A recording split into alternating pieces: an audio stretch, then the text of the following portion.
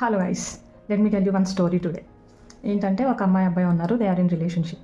So రిలేషన్షిప్లో ఉన్నప్పుడు ఎవరైనా ఏం చేస్తారు, కొంతమంది మోస్ట్లీ దేవుడికి ప్రే చేస్తారు కదా. సో అమ్మాయి కూడా సేమ్ థింగ్, దేవుడి దగ్గరికి వెళ్ళి దేవుడా మా ఇద్దరిని ఒకటి చేయి, మా రిలేషన్ స్ట్రాంగ్గా ఉండేలా చూడు, మేమిద్దరం ఒకటిగా ఉండేలా చూడు అని అట్లా ప్రే చేస్తుంది. దేవుడు వింటూ వస్తున్నారు. Okay, they relation was good, అంత బాగానే ఉంది. బట్ వన్ ఫైన్ డే వచ్చేసేపాటికి అమ్మాయి వాళ్ళ ఇంట్లో ఒప్పుకోక తను వేరే పర్సన్ని పెళ్లి చేసుకునే రోజు వచ్చేసింది. And she married to another guy.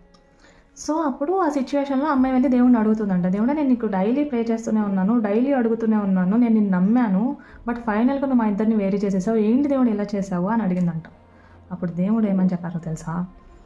నేను డైలీ వింటున్నాను నీ ప్రేయర్, నువ్వు అడిగావు, నేను చేద్దామని అనుకున్నాను, కానీ నువ్వు అడిగావు, తను ఎప్పుడు నీ గురించి అడగలేదు, తను ఎప్పుడు నీ గురించి అడుగుతాడా అని నేను వెయిట్ చేశాను, తను అడగలేదు. సో నేనేం చేయలేక కామ్గా ఉండిపోయా అని చెప్పారంట. సో ఫైనల్గా మీకు ఏం అర్థమైంది? ఎవరి జీవితంలో అయినా ఏదైనా, not only in relation, health అవ్వచ్చు, వెల్త్ అవ్వచ్చు, హ్యాపీనెస్ అవ్వచ్చు, ఏదైనా అవ్వచ్చు.